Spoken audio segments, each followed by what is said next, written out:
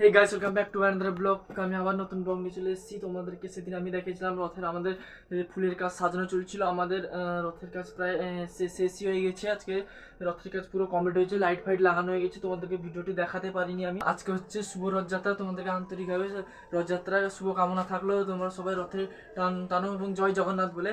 লাগানো হয়ে গেছে, লাইট ফাইটও লাগানো হয়ে গেছে এবং লাইট জ্বালিয়ে তোমাদেরকে আমি দেখাবো। এখন গিয়ে দেখতে হবে সেখানে রথপথ কী সব চলছে। কাকু মনে আরও ঠিকঠাক করে দিচ্ছে, চিনারি বাড়ি কাগজ লাগিয়ে দিচ্ছে। তার আগে তোমাদেরকে বলে দিচ্ছি, আমাদের যে বাড়ির পাশে যে বড় পুকুরে যে বড় রথটা হয়, সেই রথে আজকে রথ টানা হবে। তোমার সবাই জানো রথযাত্রা তো হচ্ছে, তাই জন্য রথটা টানা হবে এবং তোমাদেরকে সেই ব্লগটা আমি তোমাদের দেখাবো, ভিডিওটা। রথটা কমপ্লিট হয়ে গেছে, কাঠের সব কমপ্লিট হয়ে গেছে। রথ পুরো হয়ে গেছে, শুধু ঠাকুরটা আজকে বিকেলে বসবে। গিয়ে দেখছি আমাদের রথের কাজ এখন কি চলছে। ছোট রথটা সাজানো চলছে, কাকুরের সামনে যাচ্ছে, গিয়ে দেখি। এই তো সামনে ভাই আর কাকু সেখানে রথের কাজ করছে। যেসব একটু খুঁটিনাটি কাজ বাকি আছে সেই সব রথের কাজ করছে এবং তোমাদেরকে আমি ভিতর থেকে ঠাকুরটা আমি দেখিয়ে দিচ্ছি। দেখে নাও, এই ঠাকুরটা আমাদের প্রতি বছর লাগানো হয় এবং রথটা ফুল দিয়ে সব লাগানো হয়ে গেছে। এই লাইটটা লাগাতাম, কিন্তু লাগানো আর কোনো জায়গায় দেখলাম না, তাই এই লাইটটা লাগাবো না। তোমাদেরকে আরেকবার ভিতরে দেখিয়ে দিচ্ছি লাইটগুলো। এই লাইটটা লাগানো হয়েছিল এবং এই সামনের লাইটটাও লাগানো হয়েছে এবং চীনা কাগজটা ভালো করে লাগিয়ে দেওয়া হচ্ছে।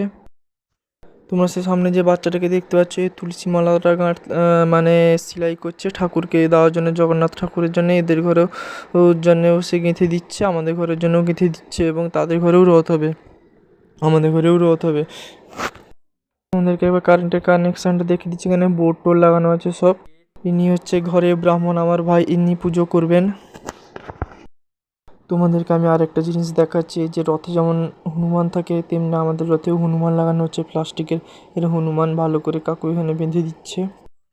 তো তোমরা আবার ভালো করে দেখে নাও রথটা কেমন হচ্ছে, অবশ্যই কমেন্ট করে জানাবে আমাদের রথটা কেমন হয়েছে।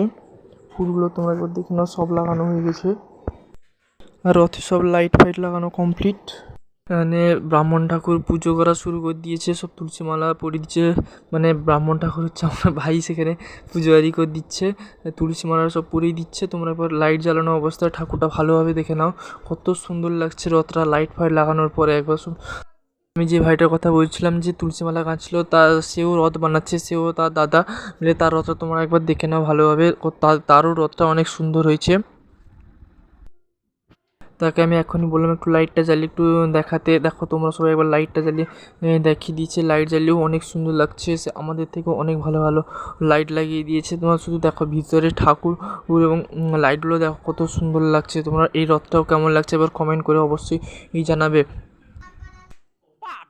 তোমরা এই আমার চ্যানেলে যদি নতুন হয়ে থাকো, ব্লগ চ্যানেলে, তোমরা লাইক এবং সাবস্ক্রাইব এবং শেয়ার করে দেবে এবং রথগুলি কেমন হয়েছে একবার কমেন্ট করে অবশ্যই জানাবে। এবং আমাদের বাড়ির পাশে যে রথটা হয়েছিল, সেই বড় রথের ভিডিওটাও তোমাদেরকে আমি দেখাবো।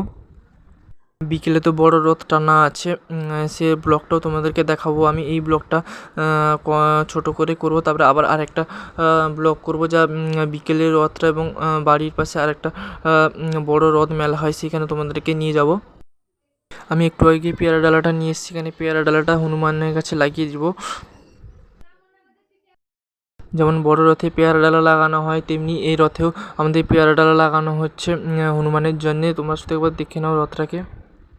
তোমরা শুধু দেখো লাইট লাগানোর পরে কতটা সুন্দর লাগছে এবং রথটাকে, এবং চার সাইডে তোমাদেরকে ঘুরিয়ে দেখিয়ে দিচ্ছি। দেখো লাইটটা কেমন লাগছে রথে। এখানে পুজোর জন্যে সব ফল টল সব কাটা হয়ে গেছে, তোমরা দেখতে পাচ্ছ, এবং ফুল টুলো সব হয়ে গেছে। তোমাদেরকে আমি একজনের সঙ্গে দেখা করাচ্ছি, একজন বাচ্চা ছেলে, তার নাম হচ্ছে পিকু। এর বয়স হচ্ছে 8-9 বছর হবে। মুখটা দেখে